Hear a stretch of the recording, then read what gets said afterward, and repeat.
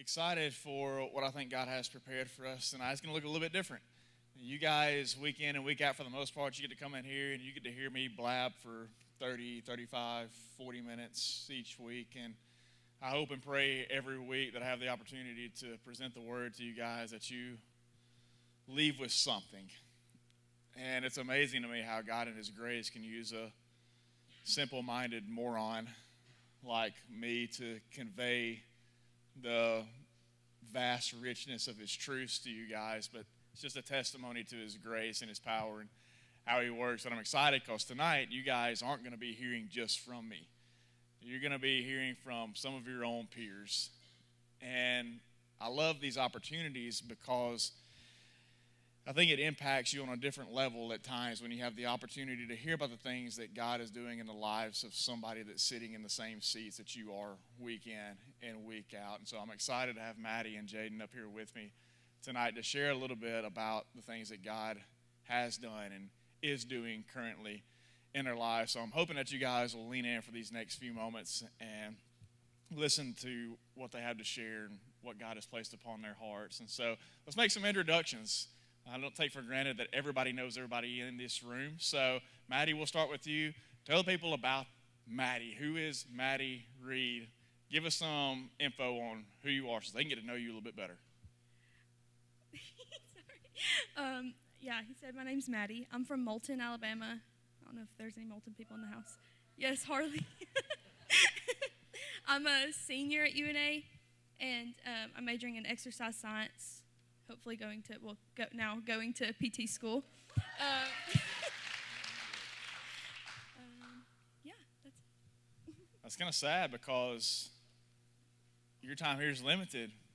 Like, it's tough to see this. One of the hardest things about this ministry for me personally and for Ashley is pouring into you guys, but it's a revolving door. Like, you guys are only here for so long, and so many of you, your paths lead to different places, and it's hard for us to let you go, but it also provides new opportunities. So I know you're excited about that next opportunity, Maddie. Jaden, let's give the people on the inside of who Jaden is a little bit. Tell us a little bit about yourself.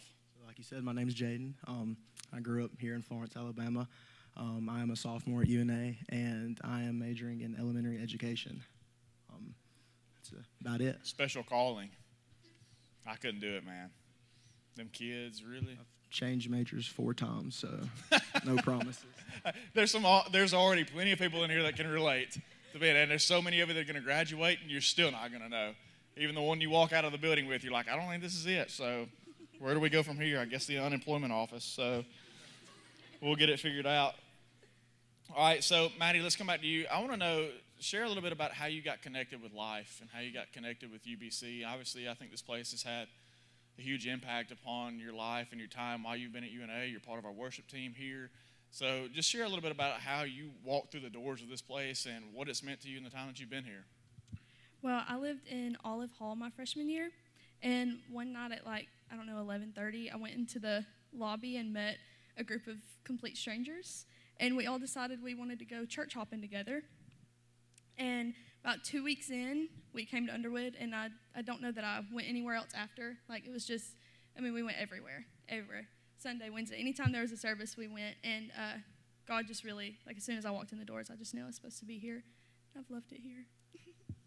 Jaden, your story is a little bit different in how you ended up here because you grew up around this church. But I still want you to share a little bit about from a different perspective. You know, Maddie was kind of different. This isn't a home for her, and God let her pass here. But this has been home for you for a long time. So share a little bit about kind of how you still ended up staying plugged in here, even though it's your home church. Yeah, so like you said, I was born here. My family has been at Underwood since way before I was born. So literally from the day I was born, I've been in Underwood.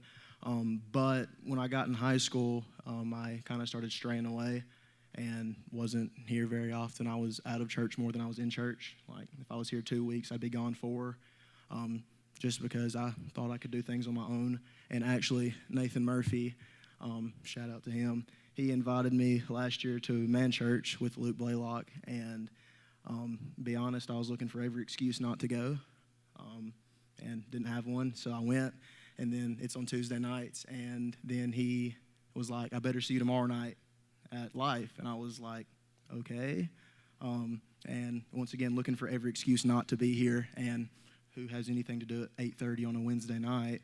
So ended up here, and from the day I came in here, I was like, yeah, I need to get plugged back in. So, You know, we talk about a lot how you never know the power that a simple invitation might have in somebody's life. You know, somebody that wasn't around here, that becomes a part of a group, that's meeting in the dorms, that decides collectively as a group, hey, let's go find a church to get plugged into. Somebody that grew up here, that had kind of been hit or miss, that gets an invitation back from somebody that's grown up here as well, and both of you have been plugged in ever since. Just out of curiosity, for those of you that are here tonight, how many of you found your way through these doors just because somebody invited you to come? You think an invitation doesn't hold a lot of power? That's why I tell you guys so often, like, it's as simple as just inviting somebody to come. I'm not necessarily asking you guys to go and sit down somebody at the Commons and take them down the Romans Road and explain to them what systematic theology is and salvation and all that good stuff. Like, you never know the power of just an invitation to get somebody to come with you and how God might use that in their life in a transformative way while they're here. So look for those opportunities and take advantage of them, because you never know how God might redefine somebody's life. And speaking of that, we've been talking redefining trajectory the past few weeks in the series that we kind of close the semester up with, and how Jesus really does change our lives. You know, when we encounter him and he becomes Lord of our lives, everything really does begin to change for us from the inside out. Our priorities change, our mindset changes, our ambitions change, our attitudes change, our thoughts change, our vocabulary changes. Like, everything about our lives begin to change when Jesus enters in and begins to consume all of us, and we begin to eliminate that worldliness that was once who we were. So I want to get into some of the more of those specifics of your own personal testimonies, as well as the things that God has been doing in your life now and the things that he's been teaching you. So Maddie, I'll just stick with you and let you play the lead on this. Tell me about the moment in your life when Jesus truly changed everything for you. Now, this could be when you truly surrendered your life to Christ. I want to hear about that a little bit, but I also want to hear about how God's been growing you in your faith ever since that. In other words, when did your faith become your own, and how has he been continually changing your life ever since? So I would say that I really learned the importance of Jesus in my life whenever I was in high school. I think I was a sophomore. And that's when Jesus really broke my heart over himself, really. But until I got here, I was just living off of, my family's faith and my grandparents especially. They're huge influences on my life. But I wasn't learning anything. I was just kind of going through the motions and just being a high schooler, trying to fit into friendships. I was worried about everything else. And once I got to school, I think God was finally like, yeah, we're not doing that anymore. And I got here, and that's when my faith really became my own. My first semester was like really tough, definitely the hardest I've had in school. But God taught me a lot, and I've done nothing but grow since then. I can now say 100% that my faith is my own, and I've had, like I said, influences from my family, but God's shown me everything I know now, and yeah. So you talk about how, it's not always necessarily just an easy thing, an easy transition. It's not always easy to just grow and deepen in our faith. And you talk about, your first semester being kind of a tough season in your life. And so, what were some of the things that you found to be that were hurdles or hindrances, things that made it difficult for you to continue growing in your faith or make sure you stay plugged into a church? What are some of the things that you encountered early on, in your college years, that could have very easily hindered you from prioritizing your faith? I think I went into college with all these expectations of okay, I'm going to come here in week one, I'm going to meet my best friends. And school's going to be so easy because, I'm just not even going to worry about it. And I'm going to join a sorority, and I'm going to meet so many new people, and I'm going to do all these things. And I think I was so focused on what, my college experience looked like, that I wasn't actually focused on the fact that I was living it, and that it wasn't what it looked like back home or what my family thought or anything like that. I think I was just kind of so concerned with everyone else that I never paid attention to anything, honestly. So I'm really glad I met those people in Olive Hall at 11:30, because I don't know that church hopping would have even have been on my mind. And then once I came here, and I think one of the sermons you had done early on was the we did one about being rooted. It was the Nothing But Leaves, I think, something like that. Talking about being rooted in Christ, we also need to bear fruit. And that sermon really showed me that I don't need to care about anything else because I was rooted in all these other things. And they weren't necessarily bad things. They're things that, the Lord can turn for good. And he has now given me friends that, I don't have to worry about what it looks like, and I don't have to worry about any of that because I know where I should be rooted in. I was rooted in the world, and I shouldn't have been. There's one thing that I think you kind of hit on a little bit that I think in a lot of ways can be a tool, a vice of the enemy for college students, and that's the opportunities that are laid out in front of you to get plugged into so many other things. Like, would you agree, maybe elaborate on even further, just how there are so many things that you can get plugged into, campus life, organizations, all these different things, functions that you can be a part of that can spread you so thin that you prioritize all things but the one true thing. Would you agree with that? Yes. What would your advice be for these students that are sitting out here now as a senior saying, you know what, I've seen all the opportunities and maybe have even participated in a lot of those things. Like, what advice would you give them as far as narrowing down what you're a part of and how they need to go about prioritizing that as far as their faith and church, community is concerned? I would say I've done a lot of things. When I got here, I was so eager just to have a fresh start that I was like, I'm going to do this, and I'm going to do this, and I'm going to go and do this. And I was looking for fulfillment in all those things, and I didn't find it. But one thing I did find was stress and just a lot of chaos. I found a lot of that. And that's not to say I still don't live it now, because I do. I still live in chaos sometimes. But over the past several years, I've learned that, like I was saying earlier, those things can't be my identity. I can't be rooted in those things because that was causing the chaos. Like, God offers us peace, and peace within the chaos, peace that eliminates the chaos. And he can show us, okay, well, this is why I have you here. This is why I have you in your sorority. This is why I have you, as an ambassador. This is why I have you in all those things. And I would say if you are a person like me who's super eager to just go out and, be involved and, make the most of your time here, just don't forget that it's really easy to get carried away in all of that. And I wish I could go back and tell my freshman self that, it would be a lot easier if you just sat still for 1 second and just listened to what God was trying to tell you. And it was like I was doing a little of this and little of that, and I wasn't actually deepening anything. I was just everywhere and nowhere all at once because I wasn't sitting still and listening to why God even called me there in the first place. That's good, and thank you for sharing that. And, I see this a lot, and I can point these things out, but I think it's different when it comes from somebody who, like I said, sits in the seats that you guys sit in. You guys know the opportunities that exist for you on campus, and this is never about us saying that you don't need to be a part of anything but church. That's not what this is about whatsoever, but this is about drawing attention to and highlighting the fact that the enemy would love for you to be plugged in to as many different outlets as you can get yourself attached to, as long as it conflicts and takes away with your connection to this place and your connection to his word and your connection to godly community. So just be aware of those things, and be wise with the time that you have in this season that you're in, because it's not going to last forever. It's a limited time, and too many people, when they get on the other side of their college years, look back and have too many I wish I would haves. And if we can help eliminate some of those to where you look back and it's not so much that I wish I would have, it's more of I'm glad that I did.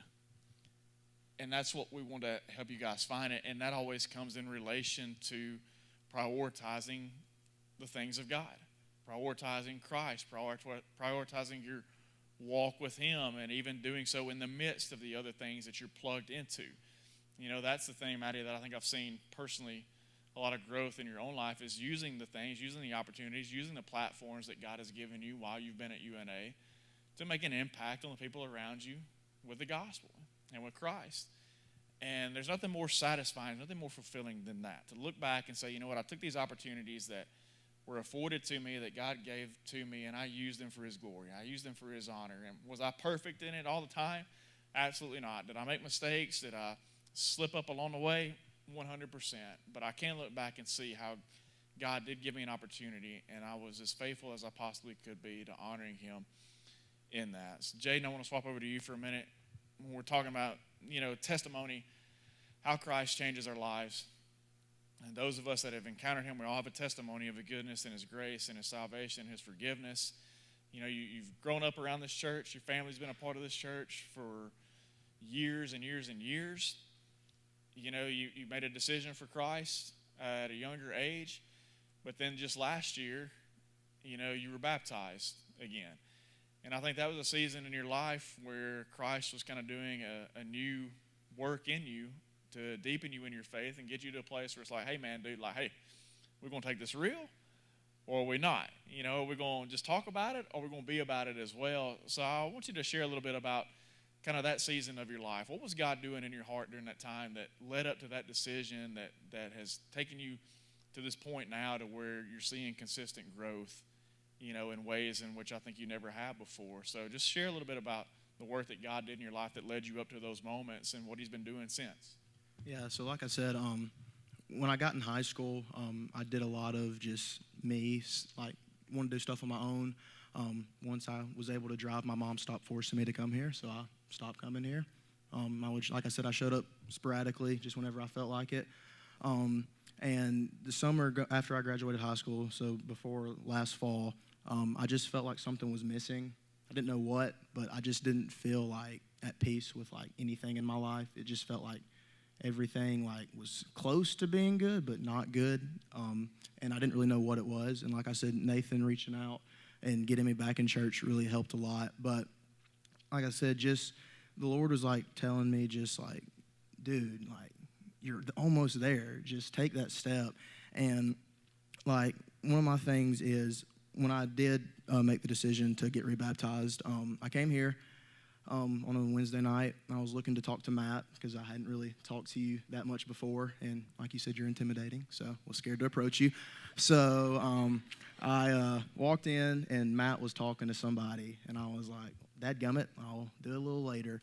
Then I walk in here, and some of my friends were like, yo, I rededicated my life this past weekend at Life Retreat. And then, here comes the devil creeping in my mind, oh, if you rededicate tonight, they're going to think you did it just because they did it. And I was like, okay, I guess I'll wait. And then that night in the sermon, you said the devil's going to give you every excuse to not take that step of faith. And the second you said that, I was like, all right, I'm getting this right tonight. I don't care what it takes. So I guess that's also my encouragement to everyone here, that don't let the devil give you an excuse to not take that step of faith, because it's the best decision I've made. And like you said, since then, like you said, consistency, that's been the biggest thing in this past year for me. And I was kind of the opposite of you. When I got to college, I didn't want to be involved with anything. I wanted to go to class and go home, and that be it. And so I feel like I did have a lot of time just to myself to get deeper in my faith, because I would go to class and I would go home and I wouldn't go talk to nobody. Big homebody, so did not get out much. So I did have that time just to get more consistently. And biggest thing is prayer. Like the power of prayer is so big, and I feel like it's often overlooked. And I'm talking to myself too. Like just prayer is so powerful, and just a lot of prayer, like for God to give me the want to get in His Word daily. Give me the want to go and tell other people about what He's done in my life and doing stuff like this. But yeah, so just since I've made that decision, just consistency has been the biggest thing for me. So you're saying that stepping over those lies that the devil was feeding you to follow through in obedience was way more worth it than believing the lies of the devil and just continuing on the path that you were on. 100%, because like I said, I felt like I was almost there. I just didn't know what I was missing. And like I said, I feel like I always say God did. Just a lot of people that know me know I say that a lot. But I feel like you saying that night, that was God did.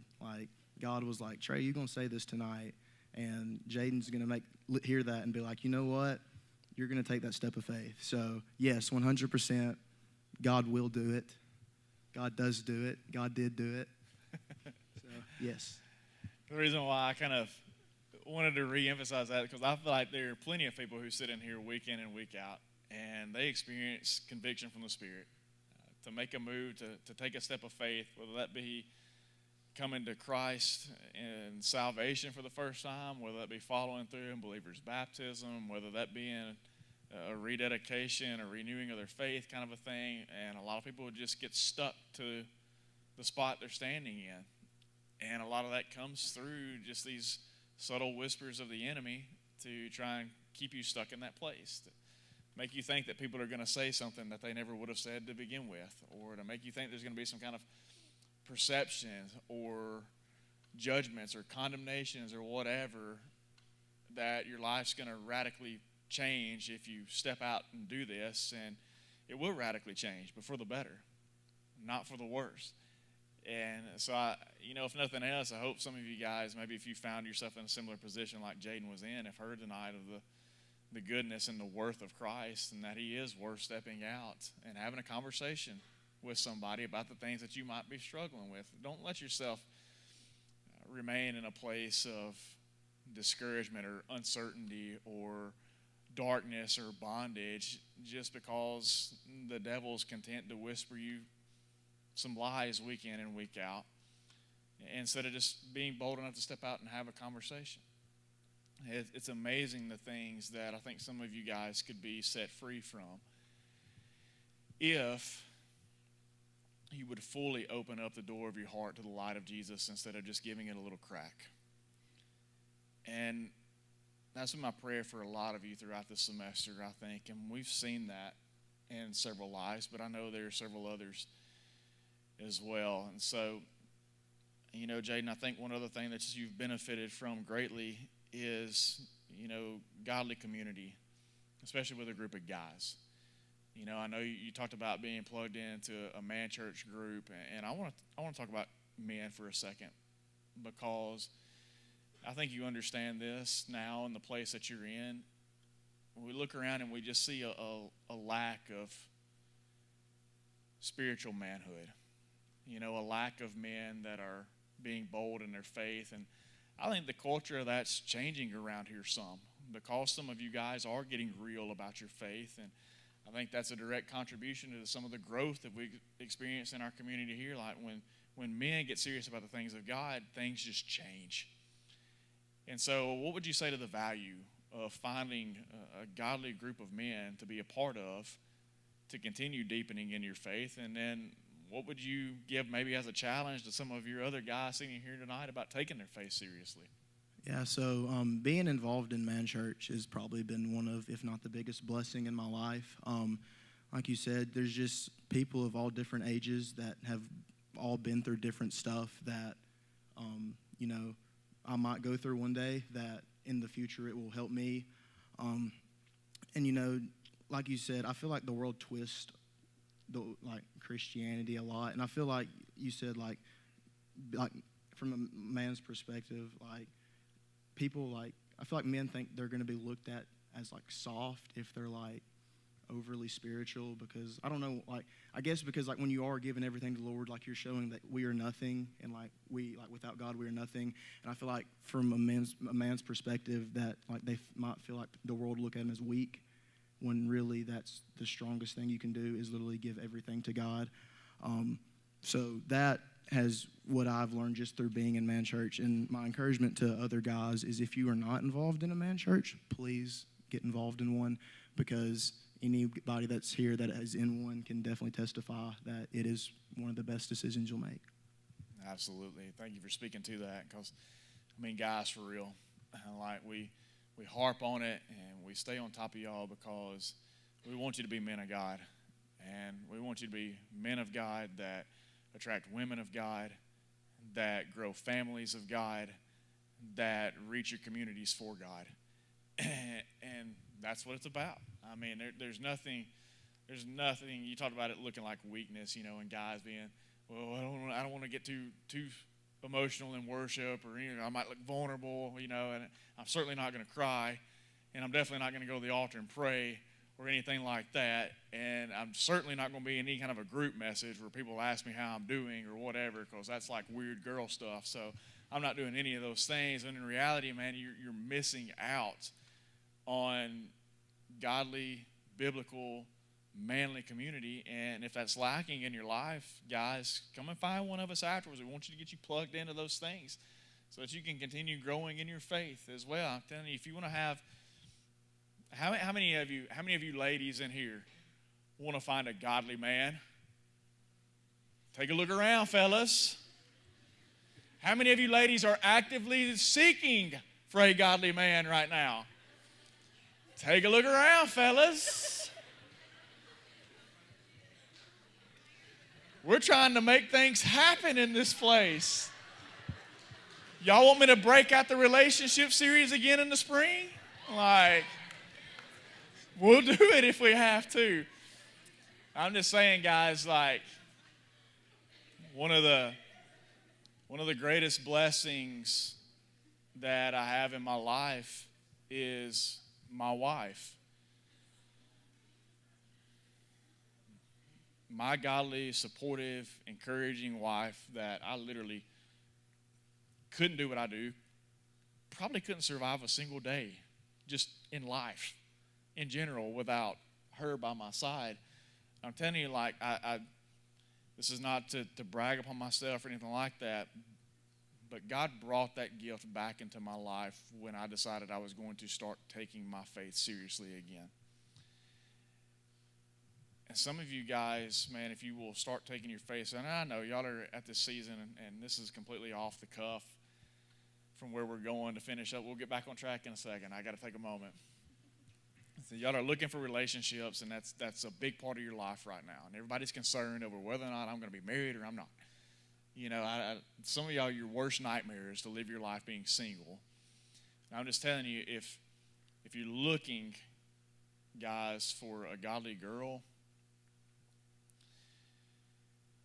if you'll start looking into the Word, then one day you'll start realizing that God has you in front of somebody to look at as your wife.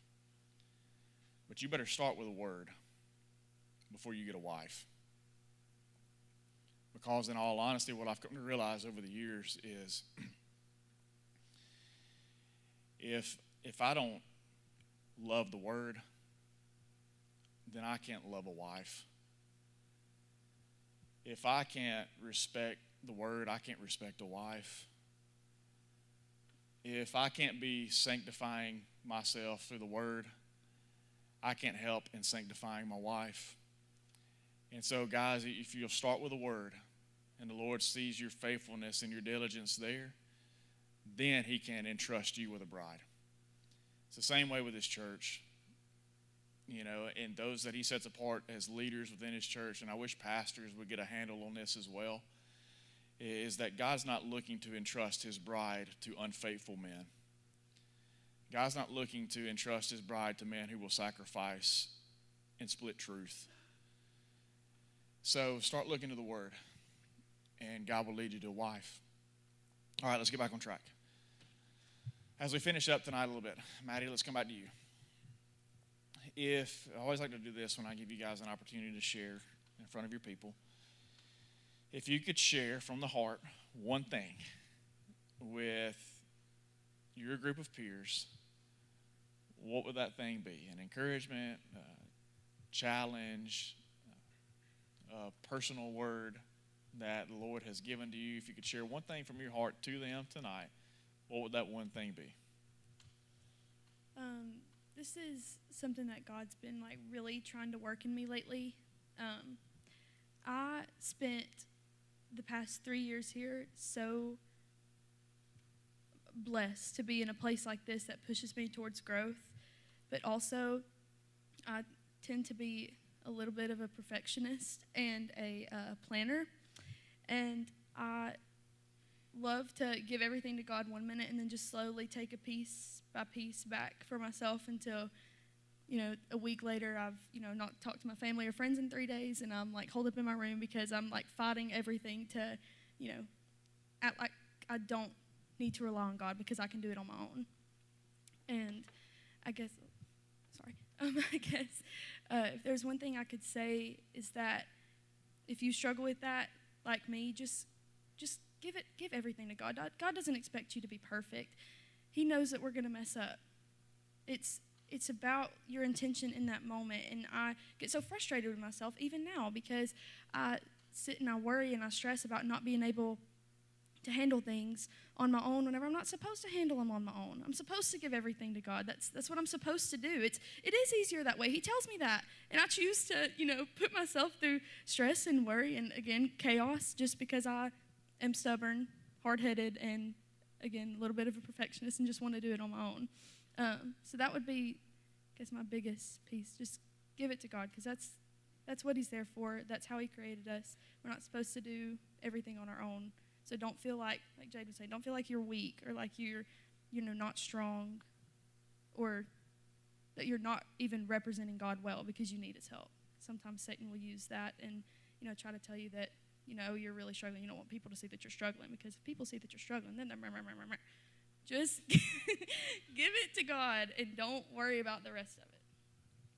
All right, Jaden, same question. If you could share one thing with your peers tonight, just from the heart, one encouragement, one challenge, something personal that God's placed upon you to give to them, what would that thing be? I know we've already kind of touched on it a little bit, but really, if you either are on the edge about rededication or taking that step of faith that you've never taken before, please do not let the devil deter you from doing that because it really will be the best decision you ever make. I don't think anyone in here is going to say they regret taking that step of faith. I hope not, at least. If you do, you might need to take a self-eval, run it back. But, do not let the devil give you any lies to not take that step of faith. And then I'm going to add one more thing as well. Going back to Nathan inviting me, don't let fear of being judged stop you from inviting someone that you know is lost to come here. Nathan's a couple years older than me. He could have easily been like, Jaden's younger than me, why would I reach out? But he reached out anyway, and here I am today. So just don't let the devil stop you from reaching out to that person because all of us have someone we know that is either has been saved but not in the right place or has never even heard the gospel before. So don't be afraid to reach out. Absolutely, good stuff. And that being said, one semester closes, another one will start. Before long, be praying now that God would show y'all those opportunities to reach out to somebody next semester and to invite somebody to come and be a part. Listen, I know the room gets full. Don't worry about it. We'll open up the doors. We'll push the wall over. Whatever we have to do, we'll get it figured out. Just extend an invitation and watch and see what God might do through those things. Thank y'all for sharing tonight. Can we show some appreciation for Maddie and Jaden?